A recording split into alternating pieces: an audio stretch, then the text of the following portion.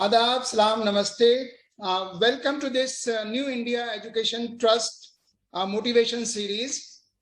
दोस्तों, आज के हमारे मेहमान हैं दानिश सोरान, जो अभी पेरिस में हैं, और आज हम उनसे बात करेंगे। उनकी जो एक सक्सेस स्टोरी है, जो उनकी एक जर्नी है सफलता की, उसके बारे में बात करेंगे, उसके बारे में उनसे जानेंगे, और ये भी जानेंगे कि वो पेरिस में कितने दिन से हैं और वहाँ क्या काम करते हैं।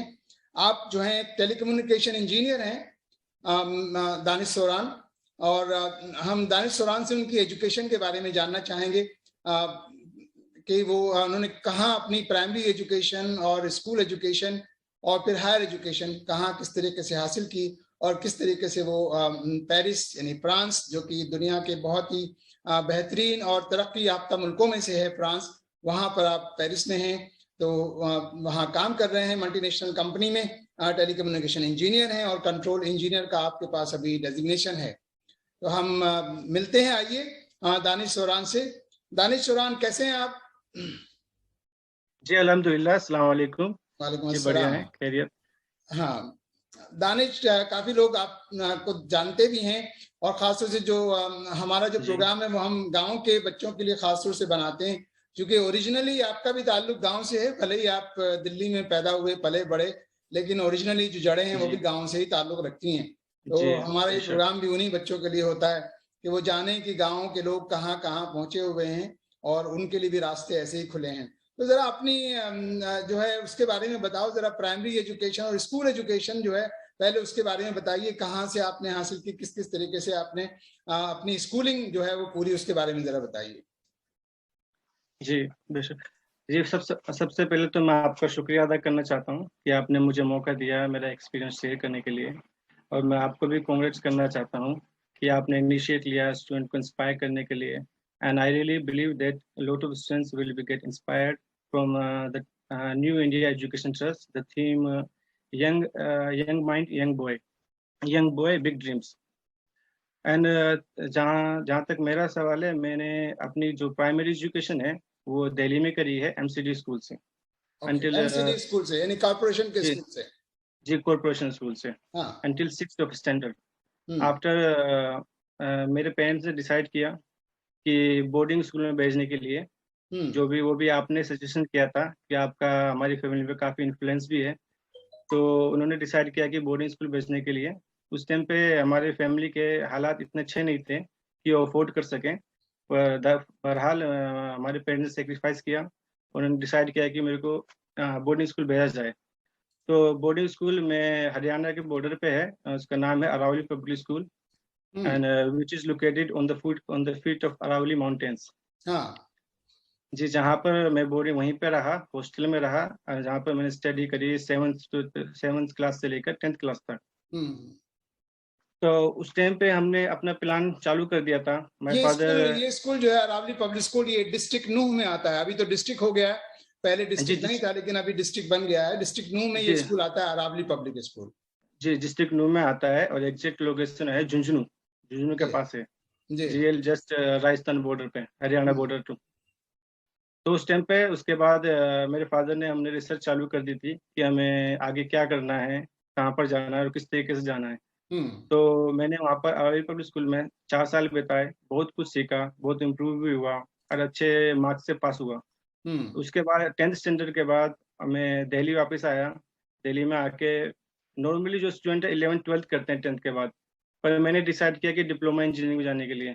मैं हाँ। उसे हमने हमें लगा कि उसमें हमें एडवांटेज मिलेगा कि हमारे पहले ही बैकग्राउंड हो जाएगा इंजीनियरिंग का। तो मैंने डिप्लोमा इंजीनियरिंग में एडमिशन लिया। इंस्टीट्यूट है IETE, institution of electronics telecommunication hmm. Engineer. इसकी 56 ब्रांच है इंडिया के अंदर, और 3 ब्रांच है आउट ऑफ इंडिया। हाँ। तो वहाँ पर मैंने एडमिशन लिया टेलीकम्युनिकेशन डिप्लोमा इंजीनियरिंग। तो वहाँ पर मैंने बहुत मेहनत करी, और अच्छा 3rd पोजीशन आई थी मेरी overall in my degree in all over India. Okay. And and after I continue studying in that institute, मैंने फिर वहाँ से बैचलर भी की। बैचलर करने के बाद मैं मेहनत करी, अच्छा मार्क्स से टॉप पे पास हुआ। तो उसके बाद मैंने बिरला इंस्टीट्यूट है, बीकेबीआईटी, हम्म। वहाँ पर मास्टर में एनरोलमेंट किया और वहाँ पर मुझे स्कॉलरशिप भी मिली around 1.5 lakh per annum.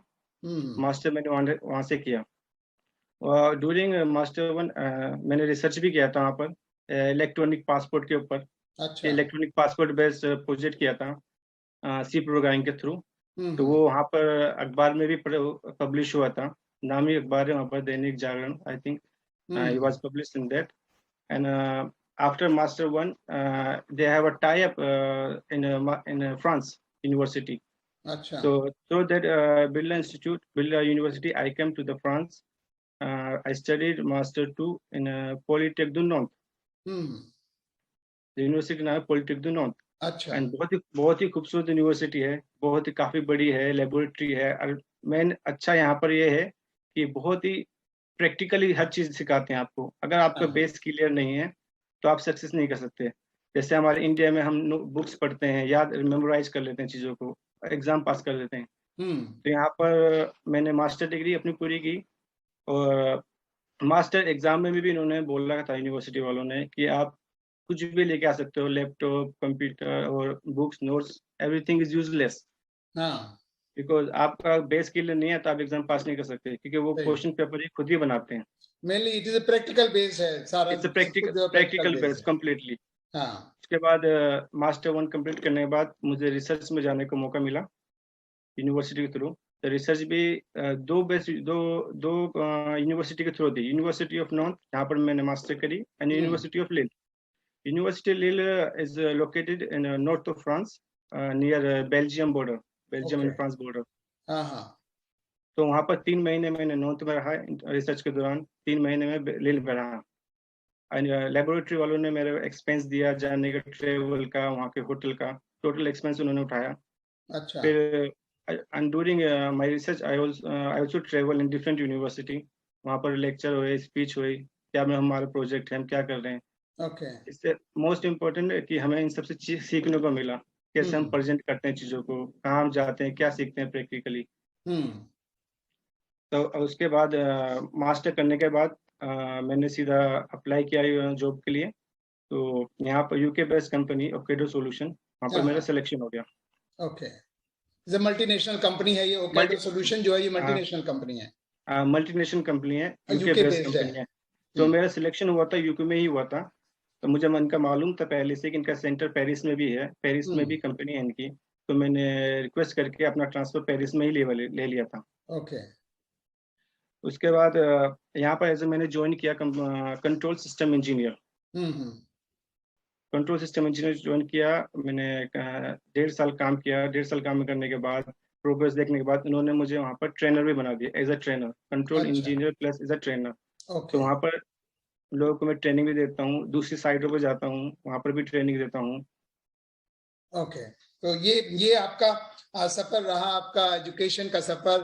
Primary education जो है दिल्ली म्यूनिसिपल कॉर्पोरेशन के स्कूल से, जो जाहिर सी बात है वो हिंदी मीडियम में रही होगी। और फिर उसके बाद 7th क्लास से आप जो है वो अरावली पब्लिक स्कूल हरियाणा में मेवात के एरिया में जो स्कूल है, वहाँ आप बोर्डिंग स्कूल में रहे 7th से लेकर के और 10th क्लास तक। वहां से आपने सीबीएसई से आपने 10th किया, फिर उसके बाद आपने डिप्लोमा किया, टेलीकम्युनिकेशन इंजीनियरिंग में डिप्लोमा किया, फिर आपने ग्रेजुएशन, मास्टर्स, और फिर उसके बाद आप फ्रांस आ गए। बहुत अच्छा आपका ये सफर रहा, बहुत ही सक्सेसफुल, बहुत ही कामयाब सफर है आपका। अब आप वहीं जॉब भी कर रहे हैं, और जॉब करने के साथ साथ अब आपके छोटे भाई जो हैं वो भी आपके साथ आ गए हैं मेरे ख्याल से, पढ़ाई के लिए, स्टडीज के लिए। वो भी वहाँ पेरिस में आ गए हैं।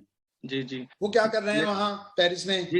जी, मेरे छोटा भाई है जो पेरिस में आ गया है, वो मास्टर कर रहा है कंप्यूटर डेटा साइंस में।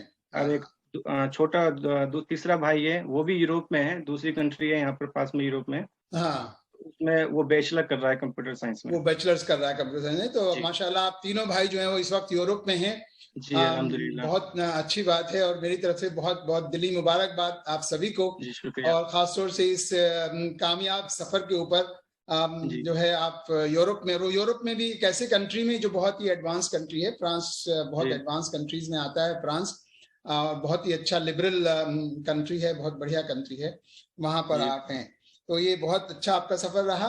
अब आप दानिश, आप भी ये बताएं कि अभी तो आप बहरहाल जॉब में हैं, क्या इसके अलावा भी कुछ आपका ड्रीम है कि अब ये ठीक है, आप कंट्रोल इंजीनियर हैं, साथ साथ आप ट्रेनर इंजीनियर भी बन गए हैं, ये आपको नेक्स्ट प्रमोशन मिल गया है, इसके अलावा भी कुछ और भी ड्रीम है कि अभी और कुछ जाना है, या इसी कंपनी में आप काम करते रहेंगे? क्या कुछ है ड्रीम आपका? जी, हमारा ड्रीम है ऐसे, जैसे ही हमारे भाई भी यहाँ पर आ गए हैं, छोटा भाई मास्टर डिग्री कर रहा है, उससे छोटा बैचलर कर रहा है, तो हमने प्रोग्राम बनाया है कि हमने बिजनेस स्टेब्लिश करने के लिए यहाँ पर कुछ, तो हम पहले से उसकी तैयारी कर रहे हैं कि हम कैसे प्रोसेस करेंगे, क्या करेंगे, कितना फंड चाहिए, सब कुछ तैयारी कर रहे हैं। तो जैसे ही 1-1.5 साल में उनका हो जाएगा, डिग्री हो जाएगी, जॉब पे सेटल हो जाएंगे, तो हम अपने बिजनेस को स्टार्ट करेंगे। अभी तो मैं कुछ ज्यादा बता नहीं सकता उसके बारे में, क्योंकि हमने अभी हुआ नहीं है। नहीं, वो बिजनेस जो है वो प्लानिंग से होता है, उसकी बाकायदा एक प्लानिंग करनी पड़ेगी, और इसका टाइम बेस्ड होता है कि उसमें कोई भी बिजनेस एस्टेब्लिश करने के लिए 2-4 महीने का वक्त नहीं लगता, बल्कि उसको प्लानिंग की जाती है और फिर उसके एग्जीक्यूशन में टाइम लगता है, और एग्जीक्यूशन के बाद जब आप बिजनेस को पटरी पर ले आते हैं, उसके बाद भी बिजनेस एस्टेब्लिश होने में कई साल लग जाते हैं। जी हाँ, तो वो एक लंबी प्लानिंग है, और कोई भी कामयाब आदमी वही होता है, वही कामयाब शख्सियत होती है जो एक प्लानिंग के साथ चलता है। अगर आपकी जिंदगी में कोई प्लानिंग है तो उस प्लानिंग से आप चलते रहिए, तो कामयाबी जरूर आपके कदम चूमेगी। ये बड़ी अच्छी बात है, और मेरी दुआएं आपके साथ हैं कि आप जो है अपने बिजनेस प्लानिंग में आप कामयाब हों और आपको तरक्की मिले। हम ऐसा सोचते हैं और ऐसी दुआ आपके लिए करते हैं। अब ये चाहेंगे दानिश की, आप चूंकि एक सफर पे अच्छे हिंदी मीडियम स्कूल से पढ़कर और फिर एक इंग्लिश मीडियम स्कूल में पढ़े, और फिर आपने डिप्लोमा किया और ये सब कुछ करते वहां पहुंचे, और जड़े जो है, जाहिर सी बात है, मैं फिर यही कहूंगा कि जड़े गांव में हैं, भले ही दिल्ली में आप पैदा हुए पले बढ़े, लेकिन जड़े जो है वो गांव में हैं। आपके वालिद साहब ने भी मेहनत की होगी, आपकी वालदा ने भी आपके लिए मेहनत की होगी, दुआएं की होंगी, नमाजें पढ़ी होंगी, और लेकिन दुआओं के साथ जब तदबीर करते हैं तो तभी कुछ हासिल होता है, खाली दुआओं से कुछ हासिल नहीं होता। दुआओं के साथ हमें मेहनत भी करनी पड़ती है, तदबीर भी करनी पड़ती है। तो ये बताएं जरा खास तौर से कुछ अपना मैसेज, कुछ संदेश ऐसा बताएं कि गांव के जो बच्चे हैं, जो गांव में हिंदी मीडियम में पढ़ रहे हैं, जहनियत भी रखते हैं, इंटेलिजेंट भी हैं वो बच्चे, लेकिन उनको कई बार कोई गाइड करने वाला नहीं होता है, उनको कोई बताने वाला नहीं होता है कि उनको किस रास्ते चलना है। उनके लिए जरा सा थोड़ा सा उनके लिए रास्ता बताएं, जो रास्ता आपने अख्तियार किया उनको भी बताएं कि किस किस तरीके से वो कैसे वो भी अगर यूरोप आना चाहें, यूके जाना चाहें, यूएस जाना चाहें, या कनाडा, ऑस्ट्रेलिया, बहुत रास्ते खुले हैं, तो जरा सा उनको बताएं आप अपने रास्ते से। जी बिल्कुल। जैसे कि मैंने बताया कि मैं कैसा आया हूँ, दूसरी बात सबसे पहले मैं बोलना चाहता हूँ, और सब स्टूडेंट को, पेरेंट्स को एक ही बात बोलना चाहता हूँ कि मैं जहाँ चाहा वहां पर रहा। स्टूडेंट को मेहनत करने की जरूरत है। कोई भी स्टूडेंट ब्रिलियंट नहीं होते हैं, ब्रिलियंट स्टूडेंट भी होते हैं, पर आप एवरेज से भी ऊपर, थोड़े ऊपर हैं, तो आप कर सकते हैं। आपको जस्ट मेहनत करने की और जुनूनी होने की जरूरत है। आप जुनूनियत भी और मेहनत भी राइट वे में यूज करेंगे तो आप हमेशा इंशाल्लाह कामयाबी होंगे। और मेन थिंग क्या है कि स्टूडेंट जो प्लानिंग करते हैं वो 10th के बाद सोचते हैं, 10th स्टैंडर्ड के बाद कि हमें आगे क्या करना है, कि मत पर अगर आपको कुछ बनना है लाइफ में, कुछ जाना है, तो आपको प्लानिंग पहले से ही करनी पड़ेगी। फॉर एग्जांपल आपको 8 और 9 से ही सोचना पड़ेगा कि मेरे को आगे जाके क्या करना है, किस फील्ड में जाना है। उस फील्ड के अकॉर्डिंग आप तैयारी करोगे, इंशाल्लाह आपको कोई नहीं रोक सकता अपनी मंजिल पर। कौन सा सब्जेक्ट आपको अच्छा लगता है, किसमें आपका ज्यादा इंटरेस्ट है, वो भी आपको पता होना चाहिए। मेरा इंटरेस्ट तो वो तो पता होना चाहिए जो आपको कायम, इसीलिए तो पहली बात, अगर आप पहली प्लानिंग करोगे 8 और 9 से, तो आपको अपना पता चल जाएगा आप कहाँ स्टैंड करते हो, आपको क्या फेवरेट है, आपको कहाँ पर जाना चाहिए। अगर आप 10th के बाद डिसाइड करोगे तो बहुत लेट हो जाता है। आप सोचते हो मैं मेडिकल में जाऊँ, IT में जाऊँ, आर्ट्स पे जाऊँ, तो आपको पहले से प्लानिंग करनी पड़ेगी आपको कहाँ जाना है, क्या करना है। और जैसे आप प्लानिंग करोगे, 10th करोगे, बैचलर करोगे, उसके बाद आपको अपॉर्चुनिटी खुद ही मिल जाती है। आप इतने स्मार्ट हो जाते हो कि आप ढूंढ सको क्या रास्ता है, कैसे मुझे बाहर जाना है, क्या क्या प्लेटफॉर्म है, कहाँ से मुझे स्कॉलरशिप मिल सकती है। हाँ, सही बात है। यानी बच्चों को सही में पहले से डिसाइड करना है कि उनका इंटरेस्ट किस सब्जेक्ट में है, उनको क्या आगे पढ़ना है, और ये उनको डिसाइड करना चाहिए बिल्कुल 6ठी 7वीं 8वीं क्लास में ही डिसाइड करना चाहिए। जिस सब्जेक्ट में ज्यादा रुचि है उसी सब्जेक्ट को जानिए, और उस सब्जेक्ट के बारे में भी जानिए कि इस सब्जेक्ट से आगे कौन कौन से ऑप्शंस उनको अवेलेबल हैं, उस सब्जेक्ट को पढ़ के वो क्या कर सकते हैं। और ये बहुत जरूरी है जान लेना, और फिर रास्ते आगे बहुत सारे खुले हैं। साथ ही साथ बच्चों के साथ साथ पेरेंट्स को भी मेहनत करने की जरूरत है कि हाँ। उन्हें रास्ता, उन्हें मोटिवेशन दे, उन्हें रास्ता दिखाएं, उनके साथ जाएं कि आपको कहाँ उनको सपोर्ट मिलती है तो स्टूडेंट ऑटोमेटिकली मोटिवेट होता है, वो तरक्की कर मेहनत करता है ऑटोमेटिकली। हाँ। अगर आप उसे छोड़ दोगे, इंडिविजुअल छोड़ दोगे, जाकर जो करना है कर लो, तो उस टाइम पे स्टूडेंट राइट वे में नहीं जा पाता, राइट डायरेक्शन नहीं मिलता, राइट काउंसलिंग नहीं मिलती। हाँ, नहीं, जाहिर सी बात है, वालिदैन की जो सपोर्ट है वो तो बहुत जरूरी है। वालिदैन अगर सपोर्ट करें बच्चे को, और खासतौर से पॉजिटिविटी, जो सकारात्मकता जिसे हम कहते हैं, वो बच्चे के अंदर भरें कि नहीं, तुम्हारे अंदर हुनर है, तुम्हारे अंदर एबिलिटीज है और तुम ये सब कुछ कर सकते हो, ये बार बार कहें। अक्सर ये देखा गया है कि कई बार माँ बाप जो है वो नेगेटिव बात कर देते हैं। बच्चा अगर कम नंबर ले आया तो कहते तू बुद्धू है, तू पागल है, तू कुछ नहीं कर सकता जिंदगी में, है ना। तो वो ऐसे बच्चे जो फिर कई बार पेरेंट्स बोल देते हैं, खुद ही डाउट करते हैं कि तू कर पाएगा, नहीं कर पाएगा, तो क्या करना है, सोच ले। तो वो अगर स्टूडेंट चाह भी रहा है कि मैं कर सकता हूँ, कोशिश कर रहा है, अगर वो चीज सुनेगा और सोचेगा कि पेरेंट्स बोल रहे हैं, लोग डाउट कर रहे हैं मेरे पे, कर पाऊंगा नहीं कर पाऊंगा, तो खुद ही डाउट में आ जाएगा बेचारा। हाँ, बिल्कुल बिल्कुल, करूँ नहीं करूँ। हाँ बिल्कुल। तो वो एक कई बार हम वालिदैन जो है वो बच्चों को नेगेटिव बातें करते हैं, वो नहीं करना चाहिए। बच्चों के साथ हमेशा पॉजिटिव सकारात्मक बात करनी चाहिए, और बच्चों को हमेशा ये दिलासा देते रहें कि वो हौसला देते रहें कि वो अच्छा करेंगे और उनके अंदर ये एबिलिटी है। तो वालिदैन का भी एक बहुत बड़ा रोल होता है बच्चों की कामयाबी में। जी जी, चलिए, बहुत अच्छा लगा दानिश आपसे बात करके, और आगे भी हम बात करते रहेंगे। तो दोस्तों, ये थे दानिश सोरान, जिन्होंने आपको अपना जो एजुकेशन का और अपनी जॉब का सफर आप के साथ शेयर किया। आपने हिंदी मीडियम से पढ़कर आए, फिर इंग्लिश मीडियम में भी पढ़े, और आज जो है फ्रांस में, जो कि दुनिया का एक बहुत ही यानी तरक्की याफ्ता मुल्क है, उसमें आप जॉब कर रहे हैं, मल्टीनेशनल कंपनी में हैं, आप टेलीकम्युनिकेशन कंट्रोल इंजीनियर हैं।